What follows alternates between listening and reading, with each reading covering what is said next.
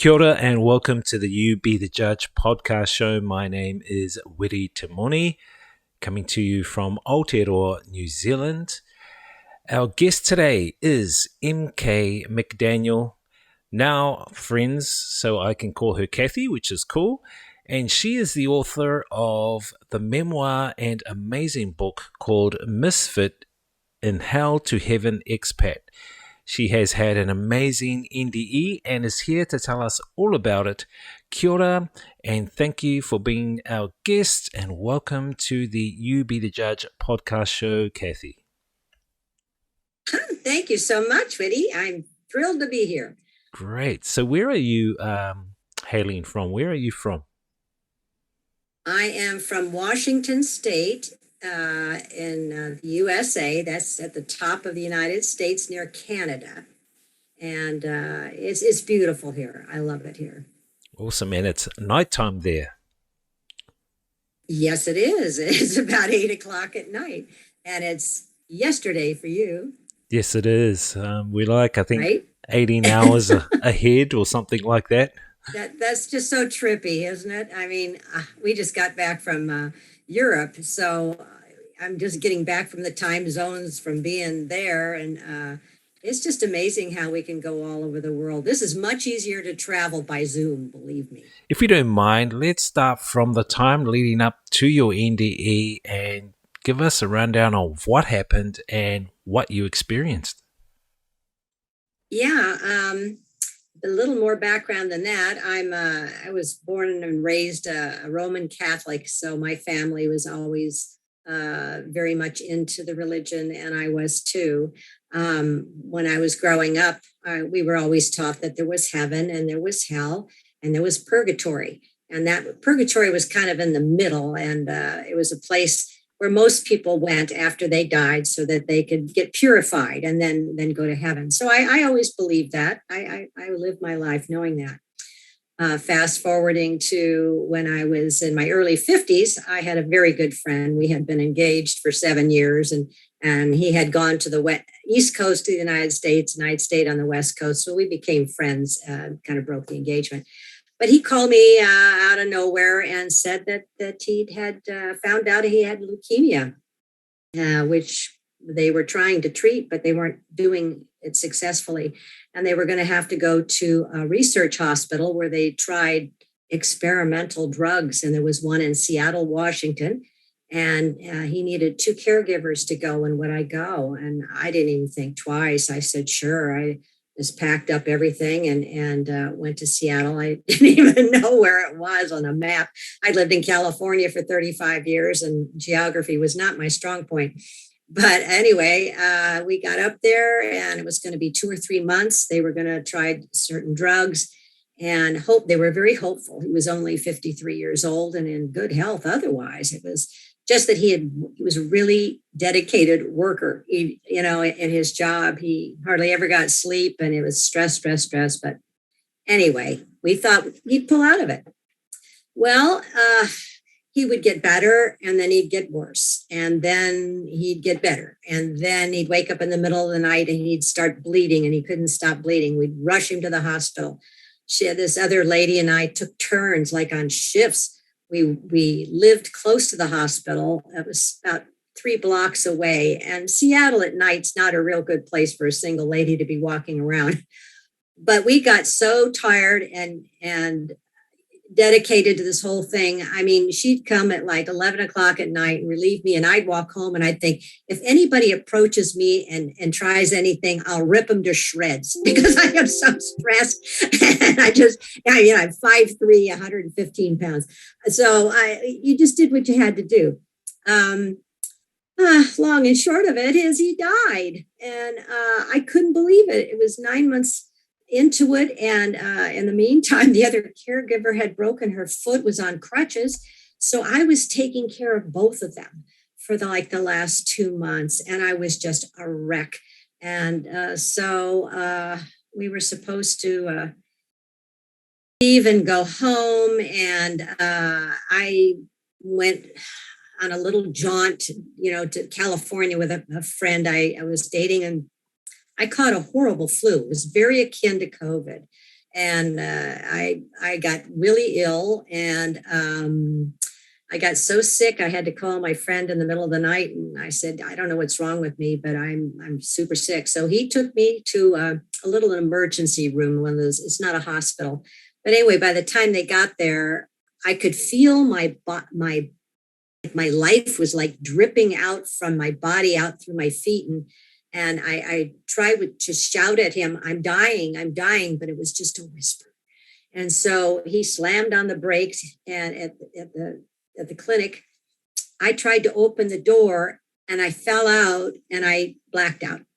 He carried me inside, and there was no pulse. So they got an ambulance and they took me to the hospital, and then they put me in a critical care unit. I don't remember any of that.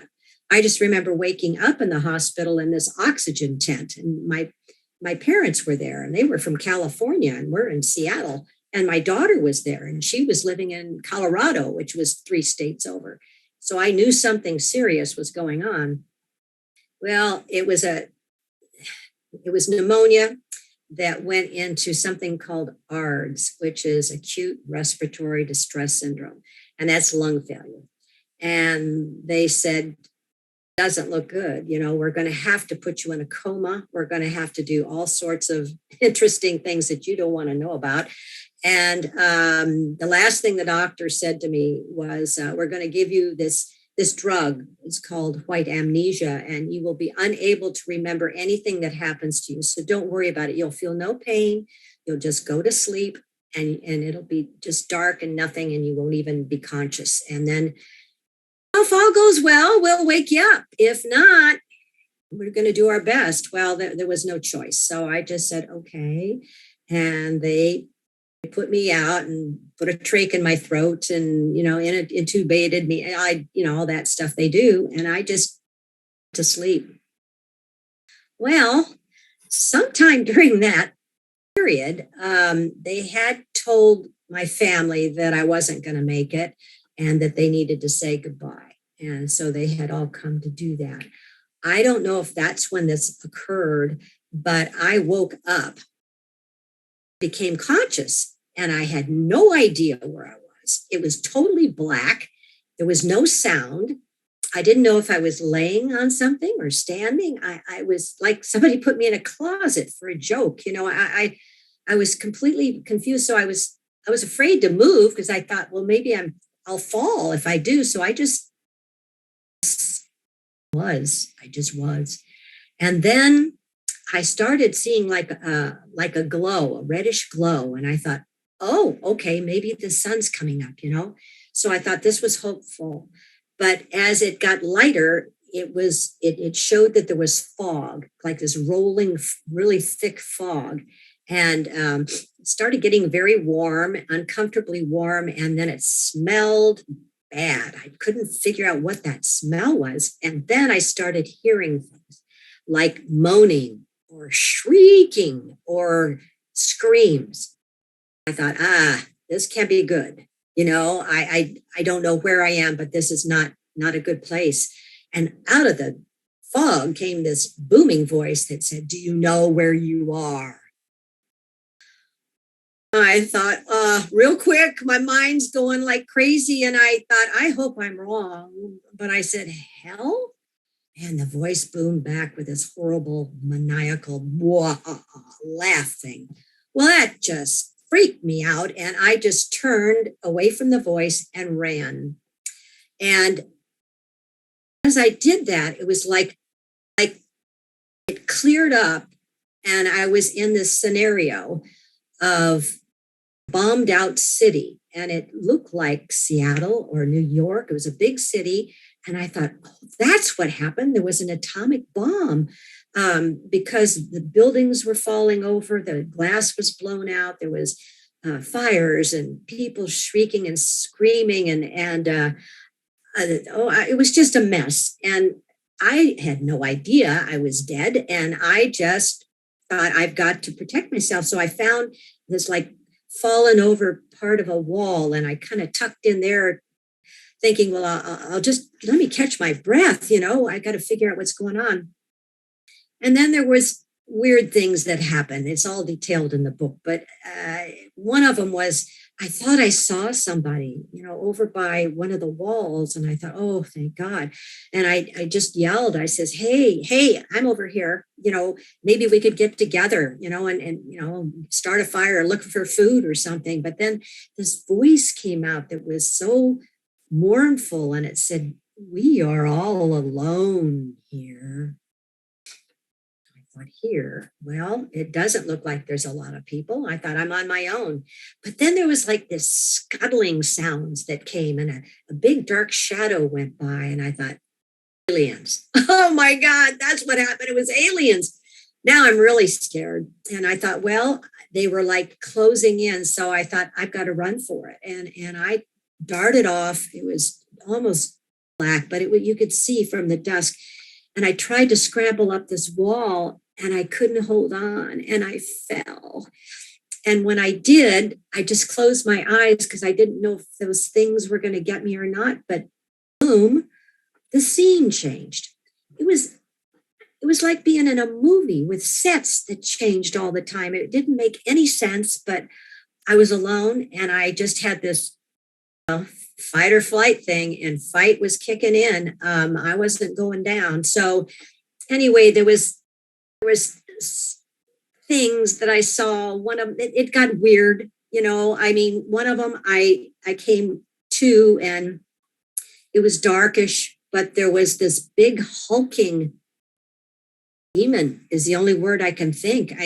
From what you're taught as a child and what you see in movies, it was kind of like a Bigfoot, but mean, and kind of tattered clothes, and a big club, and big. And I was, whoa, there he was. And I thought, well, looking around left and right to see if I could run, but he talked, and he said, do you want to get out of here? I said, yeah, I do. I really do. And he says, well, I'll give you a job, and if you get it done, I'll see to it that you get out. I should have thought this was weird, with this talking demon, but I was playing along. I thought, if I can just hang on, maybe I'll come across somebody that can help me, or a back door or something. So I said, sure. What do you got in mind? He says, well, and as he said this, the blackness opened up, and there's blackberry vines. I don't know if you've got them in New Zealand, but they're long canes with big thorns on them, and they intertwine and take over your property if you don't keep them cut back. Well, as far as you could see were these vines, and I kind of looked at him like, huh? And he says, if you can cut down all those vines, I'll see that you get out of here. I thought, okay. But I said, how, and he handed me these little tiny scissors that you give little kids so they don't cut themselves. And so I just looked at him like he was joking when he wasn't joking. And I thought, okay, pal, I'll just do this then. So I got down, and I'm gnawing away on this one vine, and I'm getting all scratched up because they're all around me. And I'm sawing, and finally I broke it free. And I picked it up, and I was going to put it behind me, but gee, I was so surrounded. I had trouble finding a spot for it. But when I turned around, the thing grew back. I thought, this is impossible. And I looked up at this beast who is laughing. He thinks that's funny. And I thought, well, I feel like a cat and mouse here, and it isn't funny. And he's playing with me. So I thought, son of a gun, he's not going to get me. So I went down, and I started gnawing on these vines again. I thought, I'm not going to give him the satisfaction. But boom, I found myself in another place. And that's very disorienting, to just find yourself someplace else. And this kept happening. And it usually got worse because I would argue with them. And that's the misfit in hell thing. I didn't go along with the program. So there was a terrible time in a hospital. I don't like to get too detailed about these things because they were gross, but it turned out to be an abortion clinic, which I was, as a Catholic, I was really against that sort of thing. And the new demon there said my job was to work there and to bring the aborted babies into another room. And it was horrible. And it was a huge room with lots of little bodies in there. And I came back in the hall after one trip back and forth and said, no, I'm not doing this. This is disgusting. This is wrong. And no, I'm not going to do it. And he says, well, you have no idea what you're bringing upon yourself this time. It just gets worse. And so, boom, I'd find myself someplace else. In between all of this, which drug this whole experience out, was I would find myself on this road, and it went one way and it went another way. There were no signs. It was just a road, and there was just a little bit of glow of red in the horizon. The rest of it was just looked like the moon, rocks. It didn't even have craters. It just rocks. And this road, the only way you knew it was a road, it was like dirt with rocks. So I just picked one way and figured, well, maybe it'll lead out of here if I can hang on long enough. And so I was on this road a lot, and it was very boring, but at least I wasn't in mortal danger, as I thought. I could turn around all the way around and see if something was coming up behind me. I seemed to be kind of safe when I was there. It was just when it turned into another scene that it was dangerous. And the peculiar thing about this is that I saw two living relatives of mine there. And these distressing NDEs only happen about 15 to 18% of the time out of all the millions that have been recorded on the planet to date. There's very few because people don't want to talk about them, number one. I mean, you hear about all these wonderful NDEs with the angels and flowers and, all that stuff.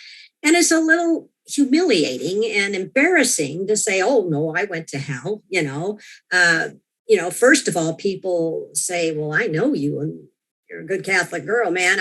You're not perfect, but what did you do, to go there?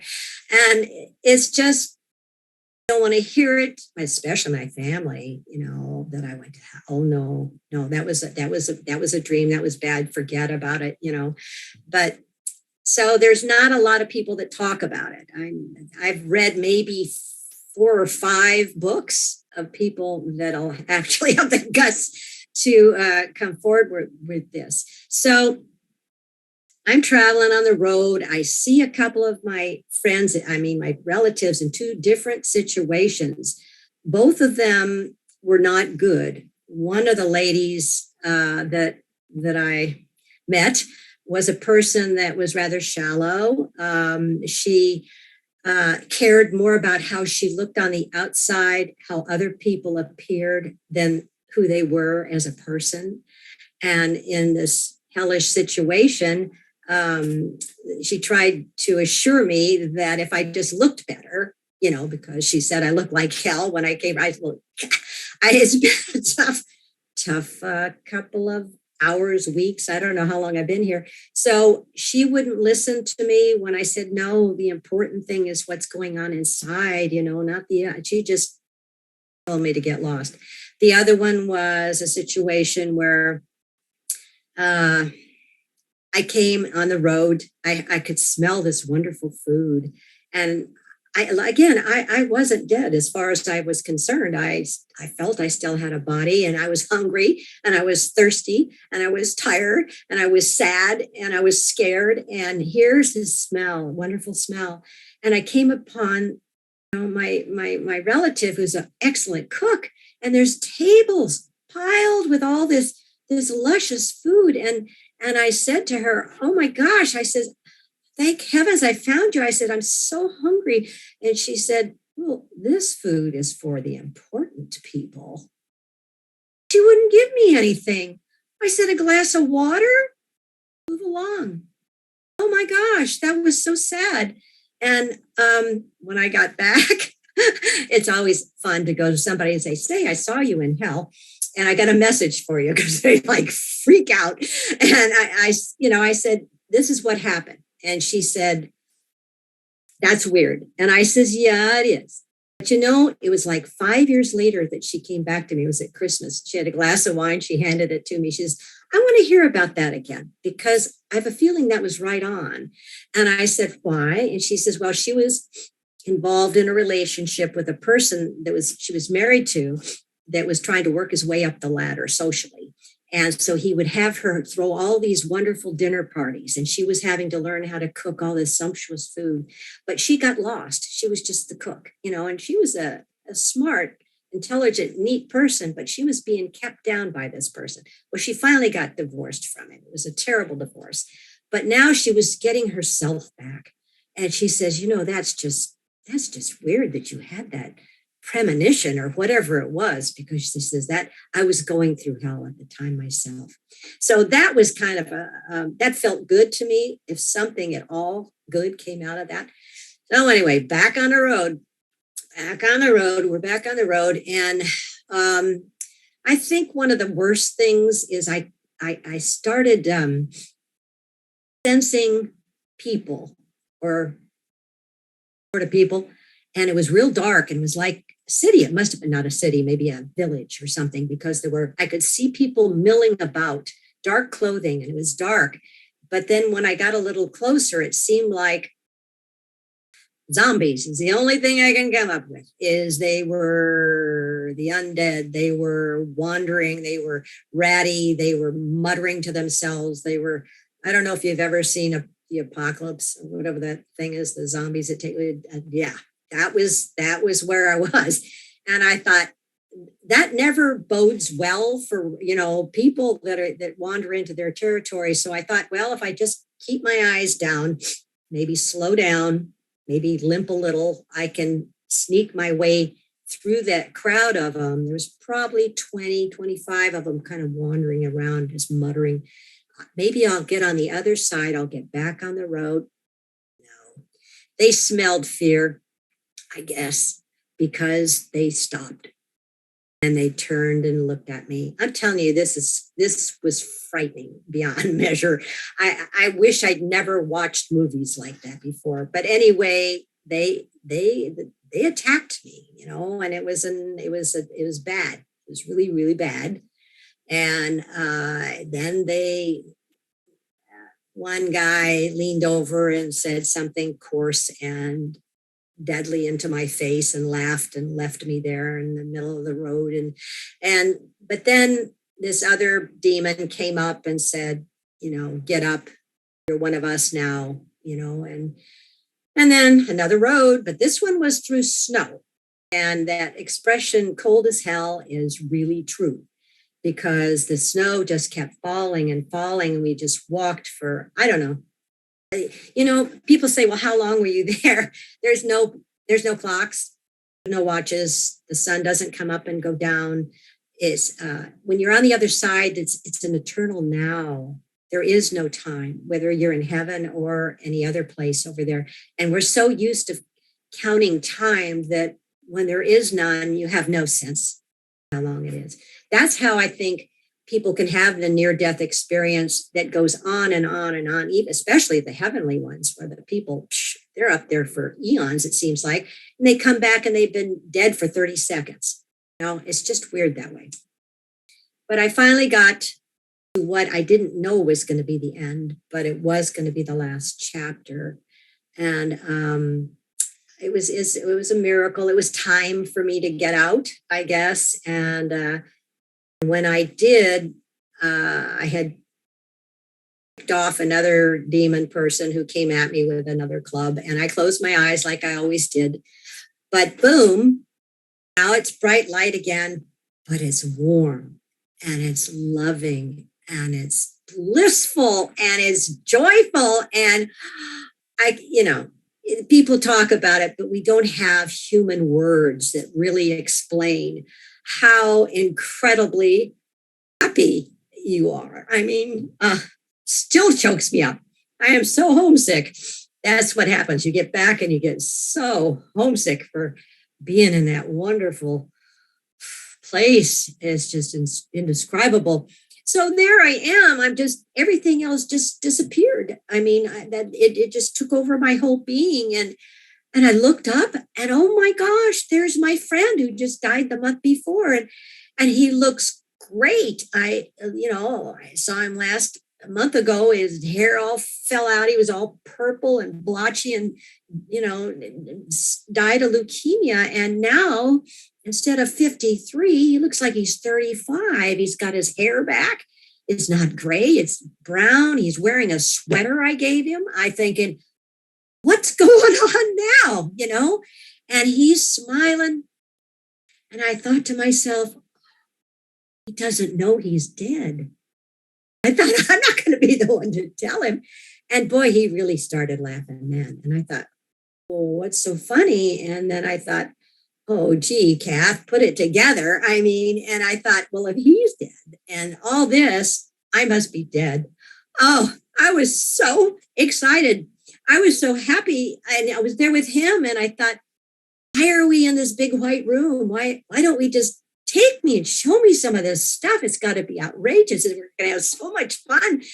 And he just came a little closer and he said, now, Mary Kay, you have too much left to do.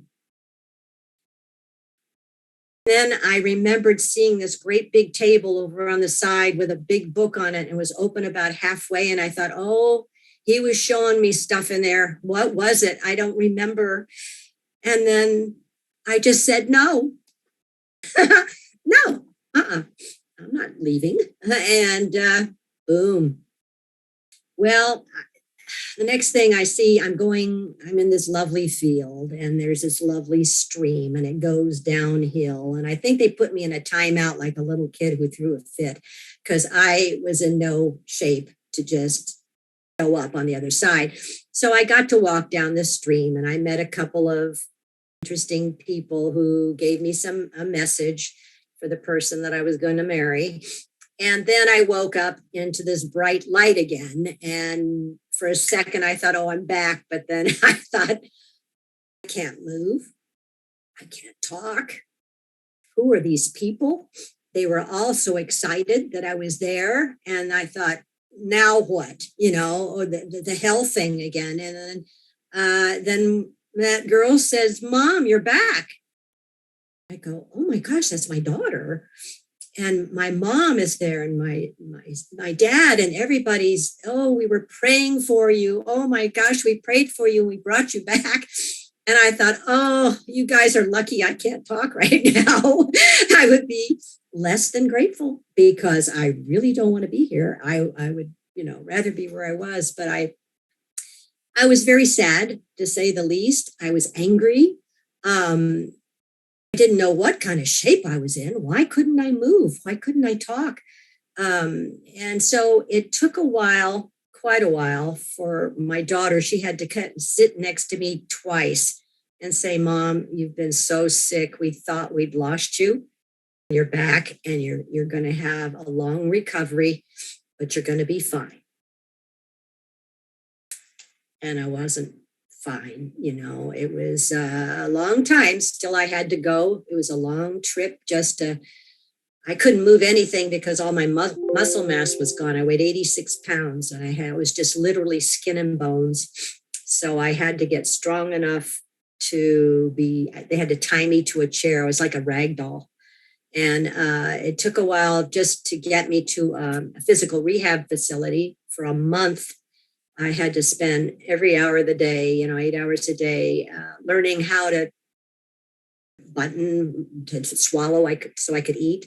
I couldn't walk. I couldn't crawl. I couldn't go up steps. Nothing. I had to learn just like an infant, everything all over again at the age of 53.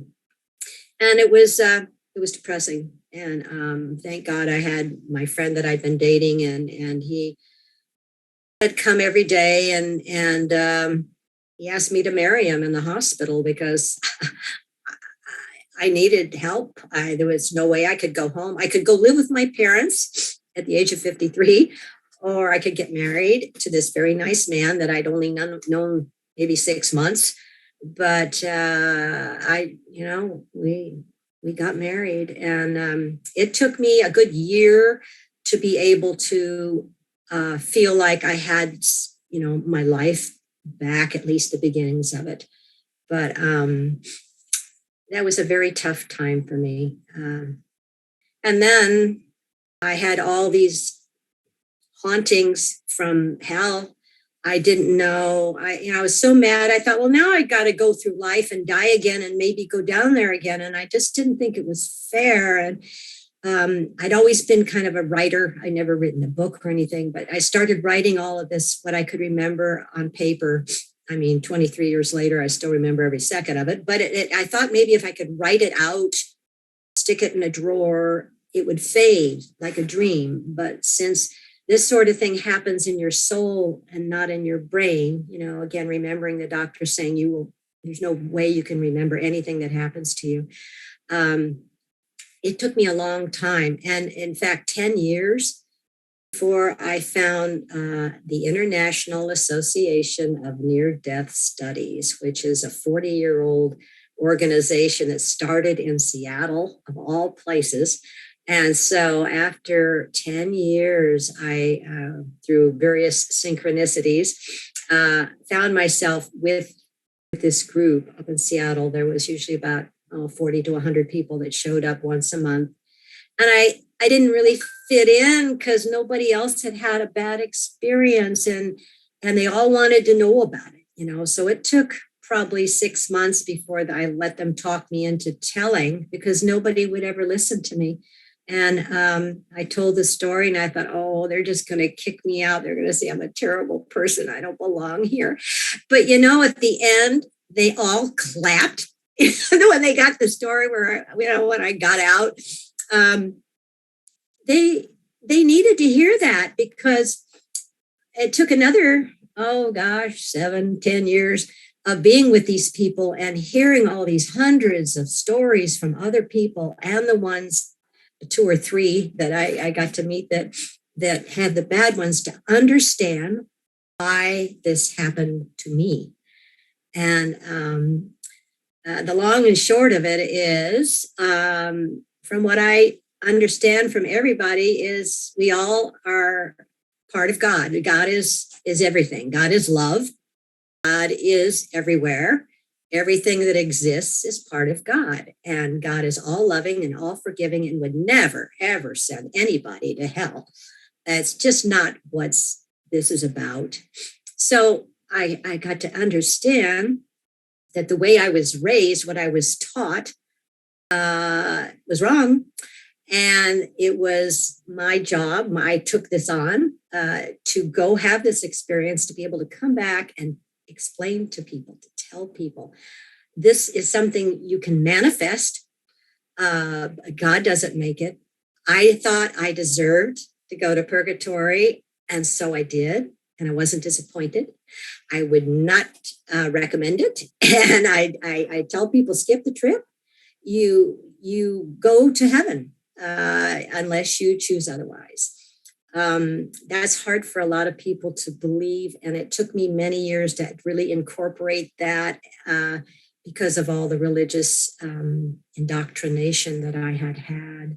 But afterwards, it still kind of haunted me about this, and I did a lot of praying, and I asked God, I said, please, know that I won't go to hell again, but this little bit of human brain in me is still scared. Is there something positive I can, say every day, a mantra, something to remember that's not a thou shalt not. Give me something positive.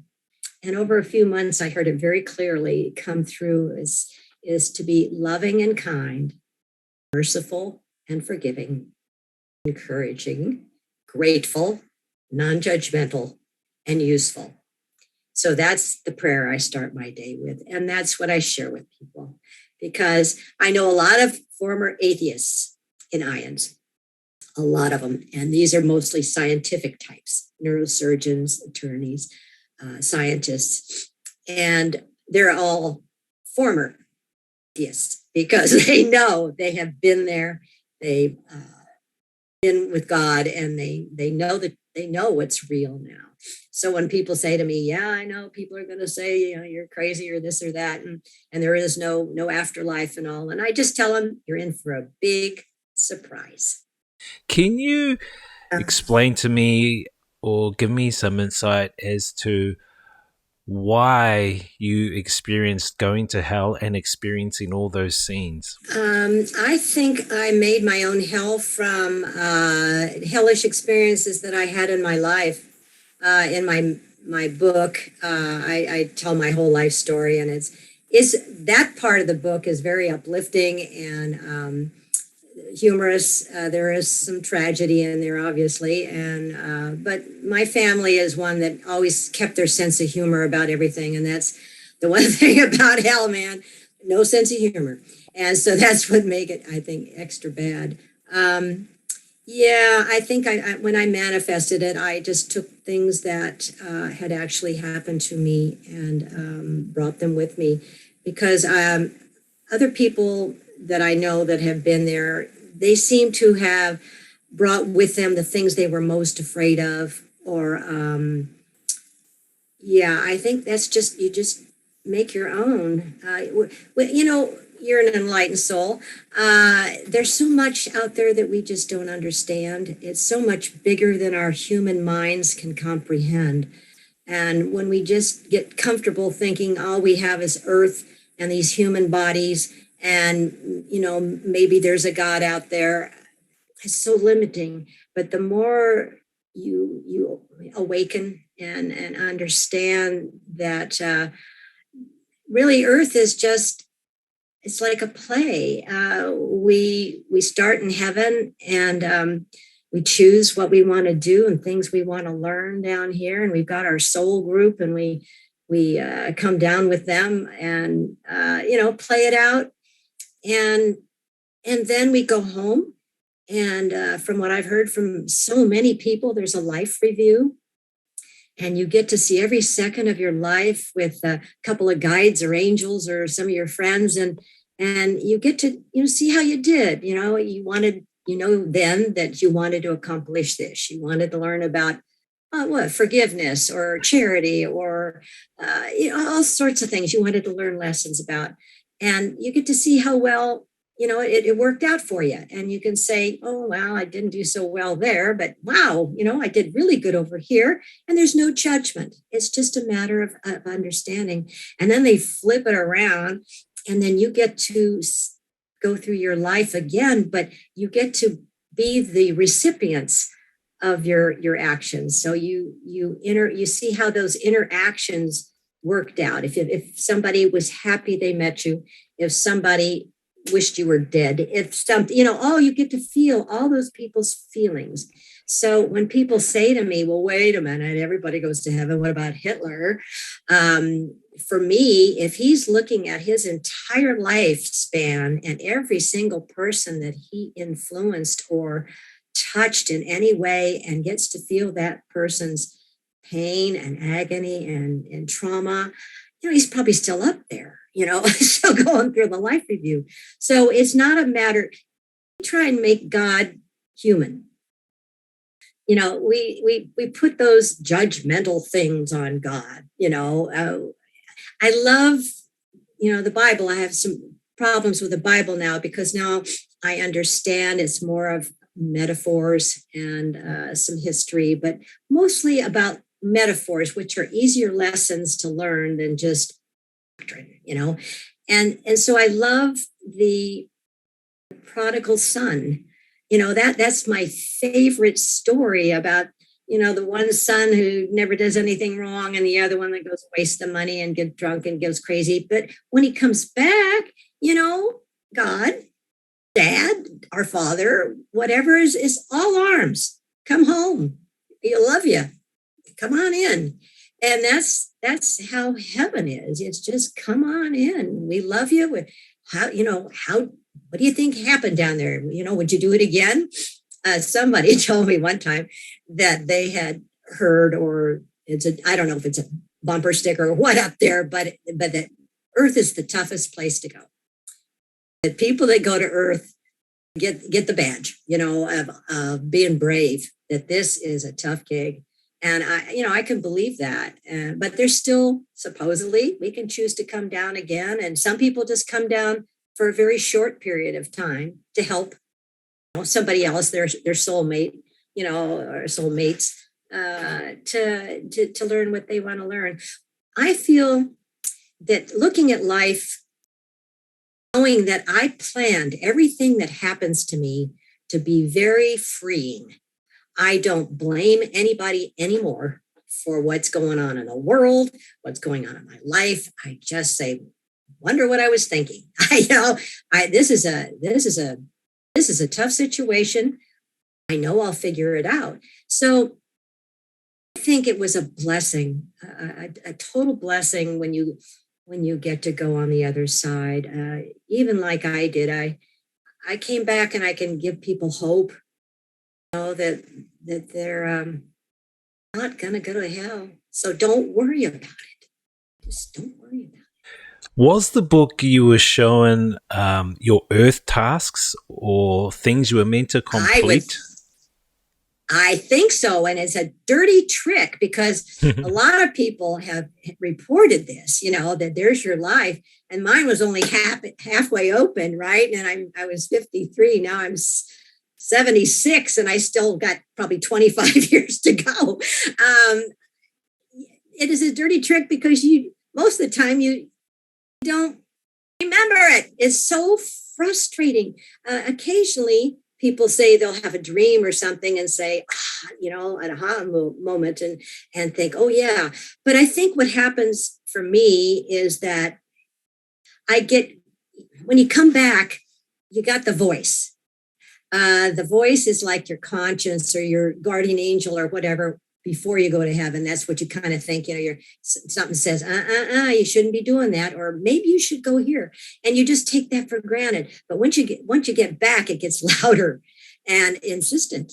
And it's your higher self that knows the best thing for you. So I hear that voice and I don't even think about it anymore. I just accept it. And it's like a beacon and a reminder. This is Kathy, you're just here for, another 25 years. You can do this. And there's still things I have to do. So when they told me, I had too much left to do, it's like I've got this mental chalkboard with these marks on it. And every time somebody says to me, I don't know what I wouldn't have done if I hadn't run into you today. Or, if I hadn't heard you say that, it made such a difference.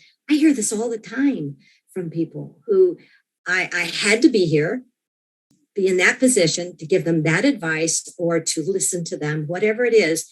And that made the road fork, took the right path because they ran into me. And we all do that for each other. It happens all the time. But it makes me feel like if I do hear that, I put another markup on my invisible board. And once I get all those things done, then I get to go home. I'm looking forward to it. What did your family and friends think about your NDE? They said, don't talk about that. That's terrible. You'll forget about it. That was the drugs. That was, no, I don't want to hear that. Yeah, I just don't want to. And my sister says, well, I'm not going to hell. She's always had a beat on it. She says, God loves me ever since she was young. God loves me and I'm going straight to heaven. And I'd always say, you better have a plan B, just in case. But she was right. But it scares most people. So they don't want to hear about it. And it's not a dream. People come up with that all the time. I say, okay, you tell me a dream you had 23 years ago. Exactly. You can't tell somebody a dream you had yesterday, And same thing with the drugs. They told me I could not physically remember anything. So that's just the way it is.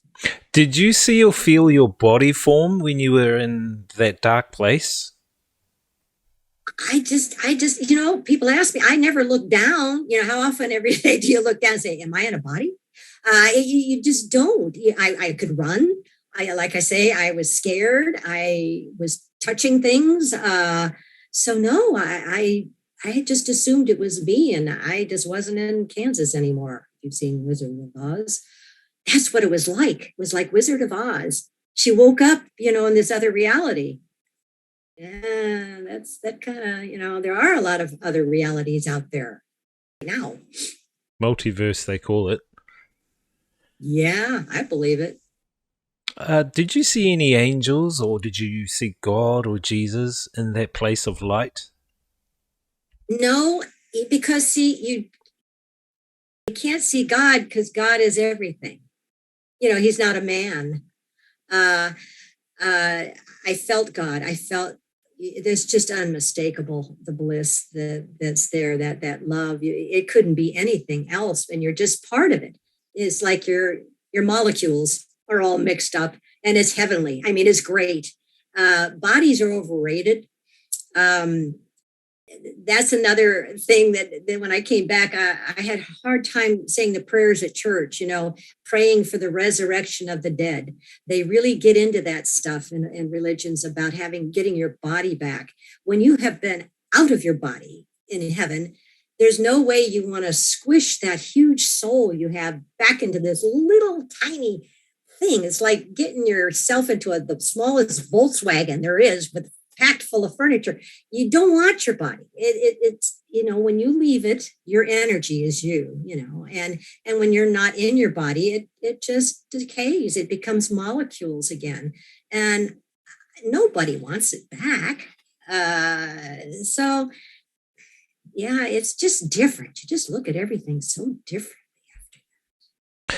When you were in that place of light, you could call it heaven or maybe even the prime reality, because I feel we are living right now in a matrix reality to experience what we're experiencing. So when you were in that place of light, the guide or the person that you were interacting with there, were they your guide, or do you have any spiritual guides or protectors? And do you know who they are? I didn't see any. I wasn't there long enough, darn it. There's people I know that were there, felt like years. They went to the universities, they went to all these places. I got kicked out way too quick. My friend that was there, I think that he was able to manifest the look of himself. I think when we're in heaven, we recognize we're individual entities, but we're all part of the whole. It's just our brains can't encompass all of that. But I think we have our same personalities. And next time you go someplace, you might be, who knows, an alien of some sort, and that'll be your body. Or an antelope, or you can choose to be anything. I think I'm going to do a lot of time going in space. I just want to fly, and I want to see what's in a black hole. Yeah, I've got plans, and I don't think I'd come to Earth again. I think it's too hard here. I'd rather go to someplace a little more enlightened and friendly. But that's just me. Maybe I'll change my mind once I get back home. It won't. You see, it doesn't look like it's a very long time when it's there. There's no time. It's just when we get plopped down into here where it just stretches way out. Yeah, apparently from a lot of other NDEs, people are saying there's no time. Things happen quite instantaneous in that place, wherever they are. So going back to your experience, I just wanted to ask, have you had any negative side effects or after effects from your experience? Well, I wouldn't say negative, but a lot of us have problems with electricity. And when earlier you were talking about having trouble with the volume control, when I was on Kirsty's show, the entire block went out of power. That was the first time. Her whole block. She had to, she it just went out. She lived there like 20 years and had never happened. And she said since then, a lot of times when we people get on shows, electrical problems. When we have our conferences, it's really a scream because they're an international conference, but they're in United States. If you ever get a chance to go, oh man, it's so much fun. All those dead people.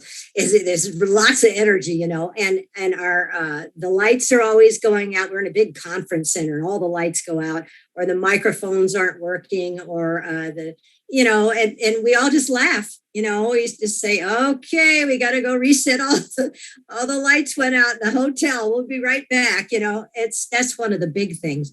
When I first was coming back, I noticed that when I was driving at night, I don't know about where you live, but we have great big lights up on poles, so you can see the roads at night. And if I came to stop, like at a stoplight, every single time the light would go out above me. It was crazy. I told my husband about it, and he said I was crazy. But then he was driving around with me, and he says, "Wow, that's really weird, isn't it?" So it's electrical problems you have. I've got I think this ability to be more sensitive to people, and so if they're talking to me one on one, and maybe something's going on with them, and I'll say, "So what's going on?" They'll say, "Oh, nothing," and I know there's something. And if they give me some other thing, I know. Even strangers, I can do that with strangers. So that's been interesting. Negative. Well, at first I was just so sad to be back, to be back on Earth. That was really hard. But I've kind of gotten over it. Sometimes it still overcomes me. When I tell these stories, it still gets me right here. I just super homesick. You didn't feel stressed? No, I don't. Because I feel everything's, I planned it all. I planned to be here. I planned to do this. You and I planned to run into each other. We did, So we've got some soulmate thing going on that goes back. Who knows how many lifetimes we run into each other. I love that part of it. I love, I don't know, it just does something to you when you feel so in tune with everybody in the universe. I mean, it takes a lot of the fear away. It really does. A lot of it's a blessing, not really negative. Yes, it seems like that we are connected. And you talked about a little bit earlier about how we are all, I would call it, unique, separate expressions from the same consciousness, or from the same. It's like we're raindrops, and when we fall into the ocean, we're one. That's how I kind of perceive how we really are and how we're connected.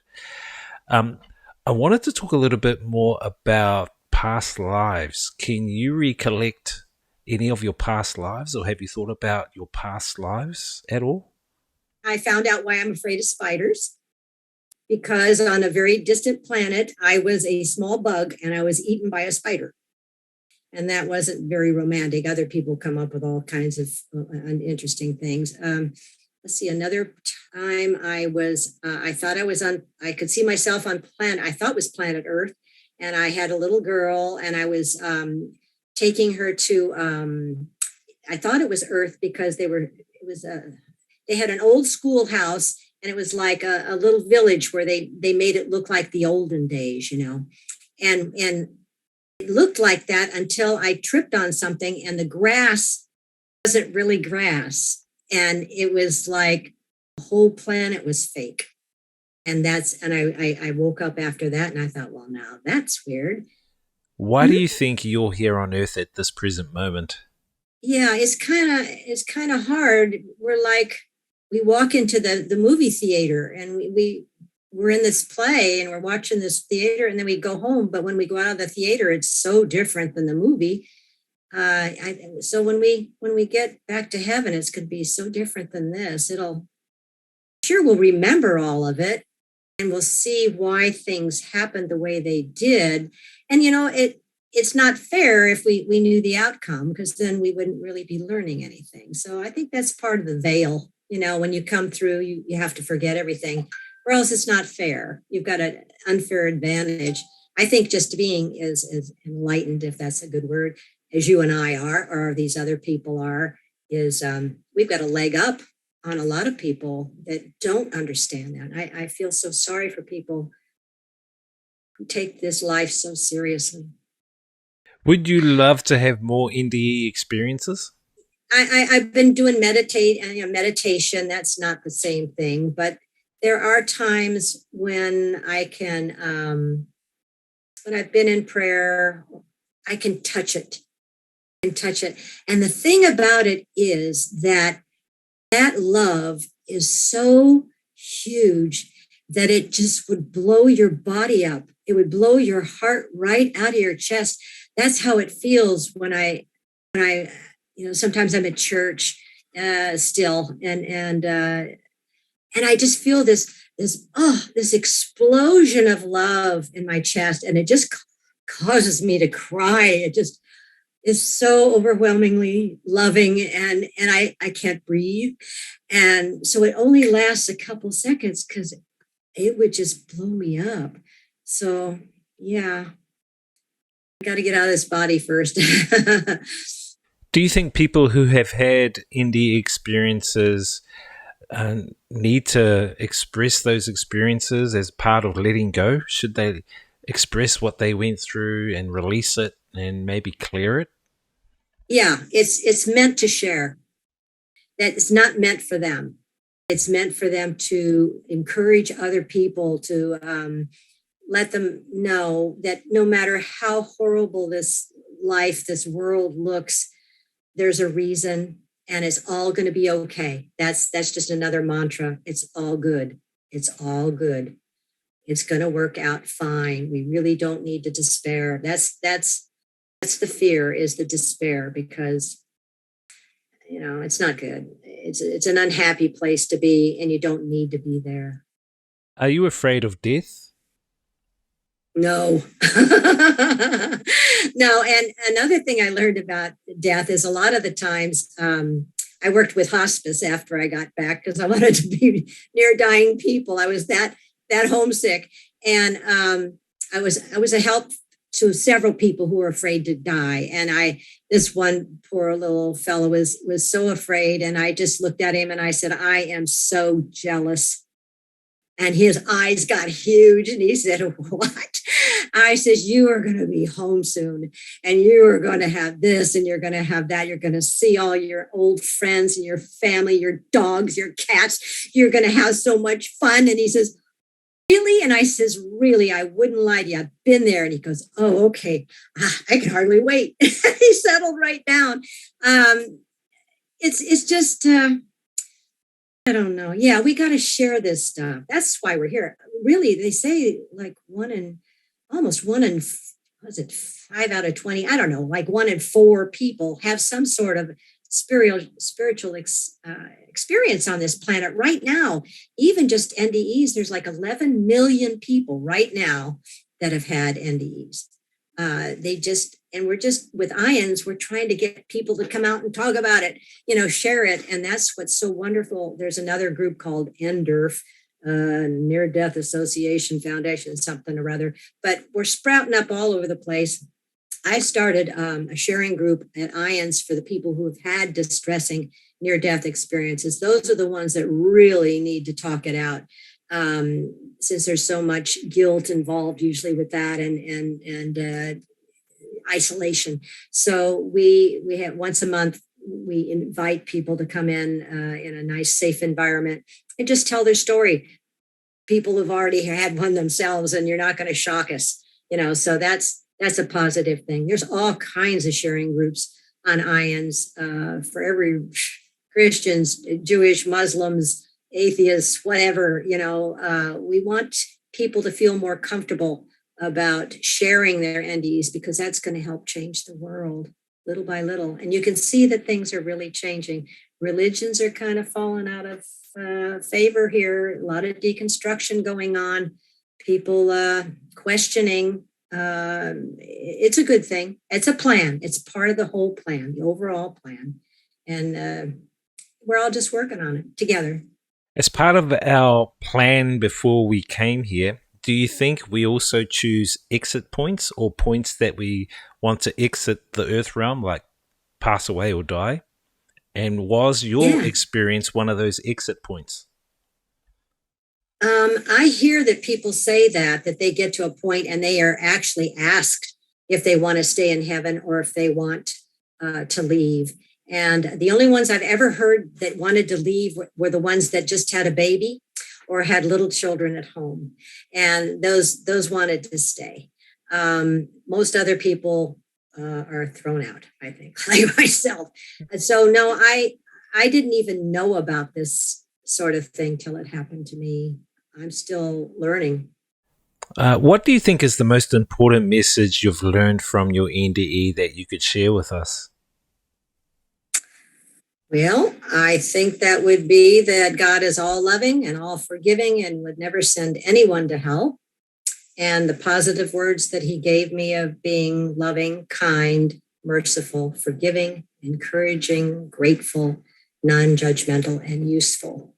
Positive things we do with our life and not worry so much about the negative. Beautiful. Are there any upcoming events or projects or anything you're working on that you want to share with us? Just the near-death experiencers sharing group at IANDS, and that's IANDS.org, O-R-G. And there's just a wealth of information about NDEs and videos and sharing groups, things you would never run out of doing. So that's wonderful. We're going to have a conference first part of September in Salt Lake City, Utah, and everybody's invited to that. You can also do it virtually. I'd recommend it highly. It's all kinds of wonderful speakers and workshops and stuff. That's awesome. And let's see, you can find my book on Amazon if you'd like to do that. That's at it's called Misfit in Hell to Heaven Expat. And the expat thing is when a person is working, say you live in the UK and you want to go to New Zealand and work. So when you go to New Zealand, you're called an expatriate, an expat. So we all start off in heaven. We come down to earth and do our work, and then we go home.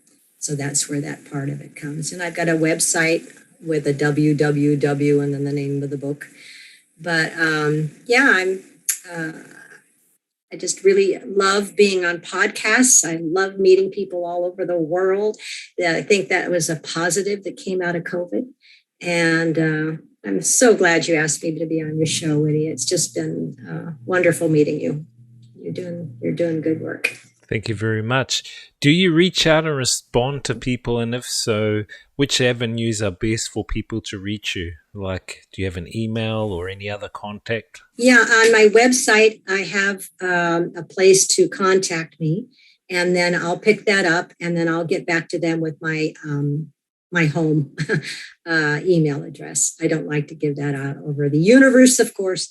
So, if you want to get in touch with me, you can. Sure. Love to. Amazing. And can you give us one last positive message? Last positive message. I guess just know that you planned your own life and you did it with great wisdom, and you did that with your guides, and there's an actual committee that has to put a stamp on it. So it's your chance to leave a perfect environment, which is heaven, and come learn something. And so lighten up and be kind to yourself. It'll all be good. Trust it'll all be good. And don't lose your sense of humor. I like that word, lighten up, since we're light. Right. I like your background, huh? Yes, the background is of Matariki, for those that don't know what Matariki is. Because I'm Māori Indigenous of Aotearoa, New Zealand. So right now we're celebrating Matariki, which celebrates the Pleiades cluster. So Matariki means tiny eyes. So all the little stars you see from the Pleiades are like little eyes. So we call them tiny eyes. And we celebrate those because we get a good energetic feed from the Pleiades at this time. And, it gives us positive vibes to help with our growing of our crops and of our relationships and all those sorts of things. So we celebrate that. And now in New Zealand, we have a public holiday which starts tomorrow. So I'm looking forward to getting together with my family and celebrating Matariki. Do you have a special dinner that you like to have or something you eat? Well, usually Māori, we have what we call a hangi. And a hangi is food we cook in the earth. So we cook it in the earth, and we use stones to heat it up and use steam. and we put the food on top of the rocks. We put the dirt on top of the food, which is wrapped in leaves, and then we wait for a couple of hours, and then it's all cooked. And that's our Yummy. traditional meal. And a lot of tourists come here just to have that meal. So, hey, if you I come down and believe visit, it. I'll make you a hangi. It's a deal. Thank you very Well, have a much. wonderful holiday. Yeah. Yes, you too. Thank you for your time. And in Māori, we say ka kite anō, which means goodbye and thank you. See you next time. Thank you too. Bye bye.